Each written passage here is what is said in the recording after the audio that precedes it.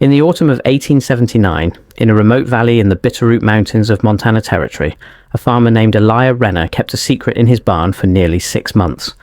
The secret was 12 feet 4 inches tall. It had skin the colour of weathered parchment, fingers longer than a grown man's forearm, and eyes that Renner described in his journal as older than the rocks themselves. He fed it bread, beef, and well water. He hid it from his wife, from his neighbours, from the travelling preacher who came through that summer. And when the United States Army finally arrived at his farm on October 9th, 1879, Renner had only enough time to write down what the giant had told him in the days before. That journal was confiscated. The giant was taken away in a covered wagon escorted by 22 armed soldiers. Elijah Renner was committed to an asylum in Helena 3 weeks later, where he died in 1883. However, in 1971, a descendant of Renner's discovered a second journal hidden inside the wall of the original family farmhouse. And what was written in that journal has never been published. Until today. Before we go further, hit subscribe and ring the bell. We cover the buried history of the old world every week. The Tartarian record, the mudflood survivors, the forgotten giants. If that interests you, you belong here. To understand what happened on Elijah Renner's farm, we have to go back. Not just a few years. We have to go back to a world that the history books have quietly erased. In the mid-1800s, the American frontier was not the empty wilderness we have been taught it was. The settlers who pushed west into Montana, Idaho, Wyoming, and the Dakotas reported finding things they could not explain. Stone foundations of buildings nobody remembered constructing.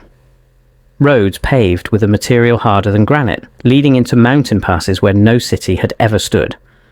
Wells dug with such precision that the original miners assumed they had been built by some lost civilization. And bones, enormous bones. The newspapers of the period are full of these accounts: the Helena Independent, the Bozeman Avant-Courier, the Deer Lodge, New Northwest. They printed reports of skeletons measuring 9, 10, even 14 feet in length, dug up by ranchers, miners, and railroad crews across the Northwest. These were not ghost stories. These were front-page news items, often accompanied by sworn statements from doctors, county officials, and military officers.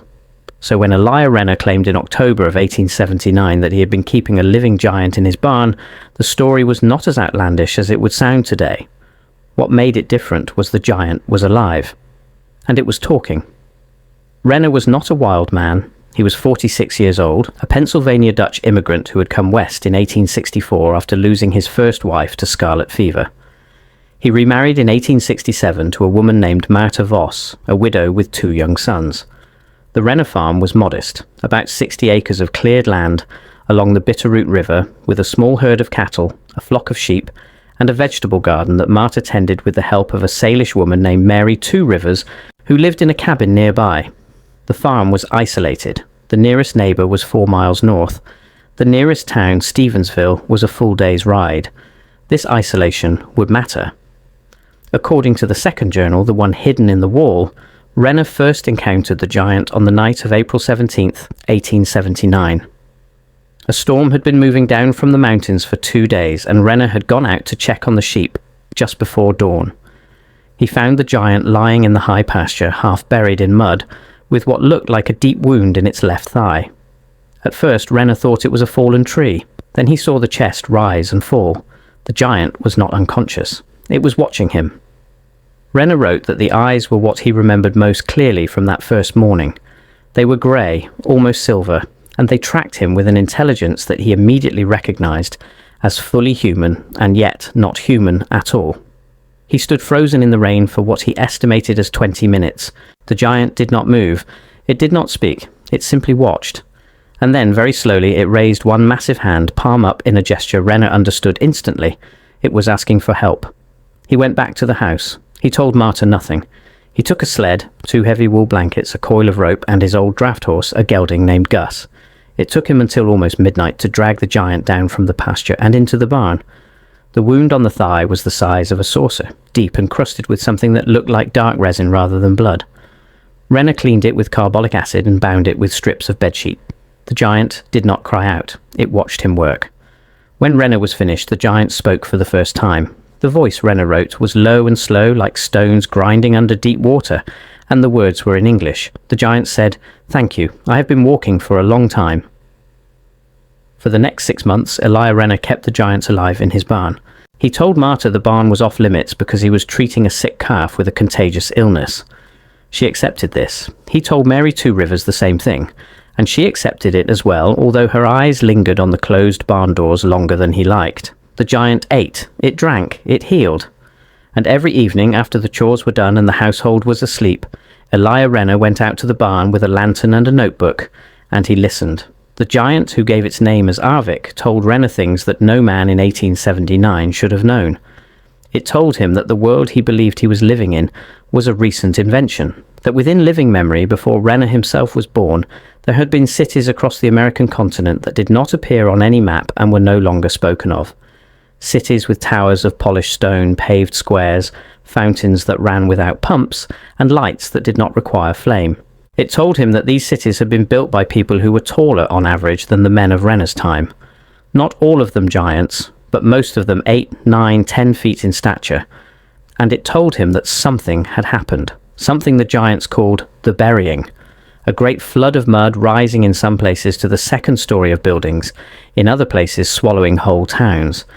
After the burying, it told him the survivors were hunted. Renner wrote that he did not believe Arvik at first. He pressed for proof. The giant gave him directions to a place in the foothills where, Arvik said, an old door was still buried under 15 feet of soil. Renner rode out the next day and dug for 2 hours. He found the top of a stone arch carved with symbols he did not recognize. He covered it back over and rode home shaking. After that, he believed everything.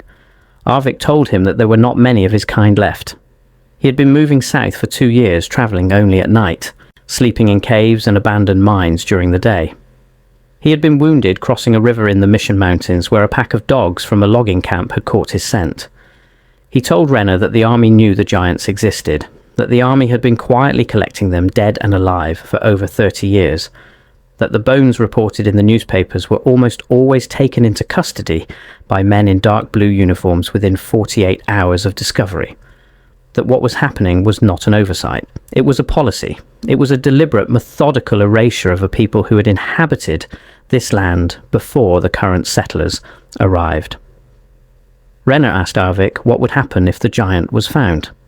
Arvik answered without hesitation, "They will kill me, or they will take me to a place where I will wish they had killed me." By late September, the wound on Arvik's thigh had closed.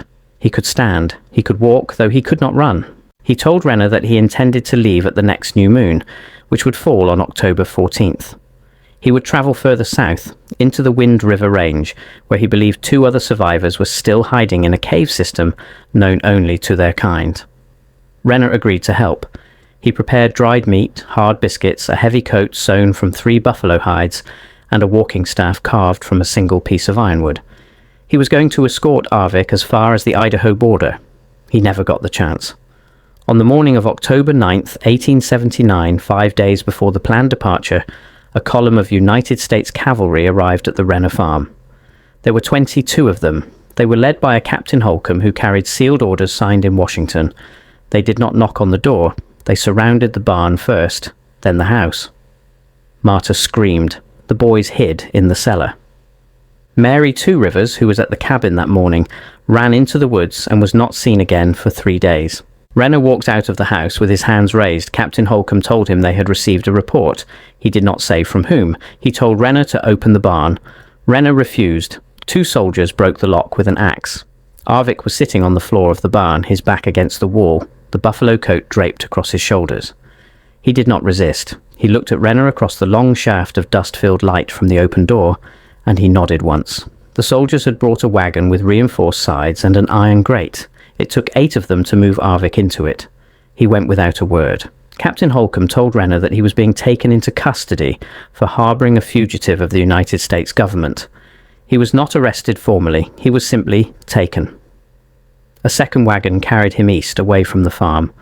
His original journal, the one he had been writing in every night for 6 months, was found in the barn and confiscated on the spot. Marta and the boys were told to remain on the property until further notice.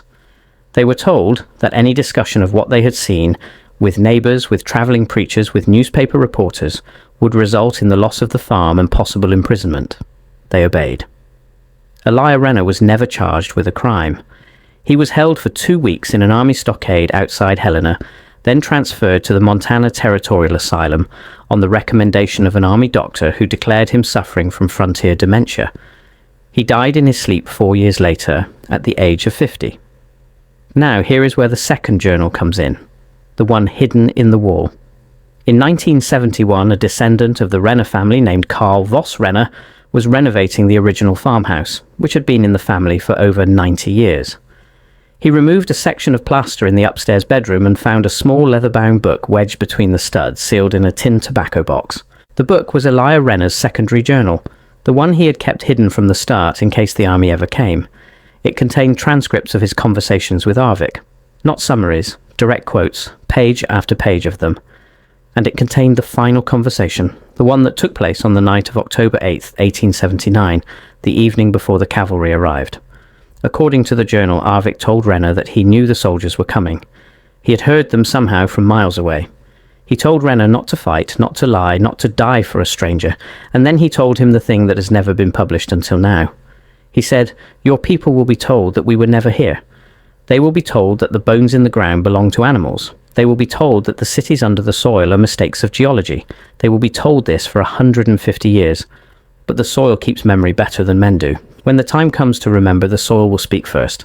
Watch the rivers, watch the dry summers, watch what comes up when the ground is opened." The journal ends with a single sentence written in Renner's hand on the morning of October 9th, hours before the cavalry arrived. It reads, "He said the truth does not die, it only waits." What happened to Arvik is unknown. The army records from that period in Montana Territory are heavily redacted and, in some cases, missing entirely. There is no formal mention of a captured giant in any unclassified document from October 1879. The wagon route the soldiers took east leads eventually to a railhead at Bismarck, Dakota Territory. From Bismarck, prisoners and cargo could be moved anywhere in the country. Some researchers believe Arvik was taken to the Smithsonian Institution, where giant skeletons were known to be received and catalogued during this period before being moved to undisclosed storage. Others believe he was taken to a military facility in Maryland that no longer officially exists. The truth, like Arvik said, only waits. Elijah Renner was buried in an unmarked grave outside Helena. His original journal was never returned to the family. His second journal, the one found in the wall, has been authenticated by 2 independent paper and ink analysts as genuine to the period. It is currently in private hands. Photographs of selected pages are circulated among researchers of the buried civilization. The full transcript of his conversations with Arvik has never been released. What does this story mean? It means that one farmer in Montana, in the autumn of 1879, was given an account of the world's hidden history by one of the last living members of a people who had been systematically erased. It means that the bones reported in 19th century newspapers, the strange foundations, the carved arches buried under 15 feet of soil, the cities that nobody remembers building, were not isolated curiosities. They were the visible edges of something enormous, something the army of the time was actively working to bury, both literally and in the public memory. And it means that Arvik, before he was taken away in chains, told Elijah Renner that the soil itself would eventually speak, that the rivers would erode the cover, that the dry summers would crack the earth, that every flood, every excavation, every mine shaft sunk a little deeper than the last would chip away at the official version of history. This is not a fringe idea. The pattern is documented. The newspapers are real. The bones, photographed in the hands of doctors and sheriffs, are on record. What is missing is the bones themselves. They were collected, and they were taken, and they were filed away, and they have not been seen since. Elijah Renner died believing that the truth would surface in his great-grandchildren's lifetime. He may have been right. The second journal, hidden in his wall for nearly a century, is one small piece of soil opening up. If you have read this far, you already know that something does not add up about the version of American history we were taught in school. The empty frontier, the simple settlers, the neat chronology that begins with Columbus and ends with the railroad. None of it accounts for what was already here.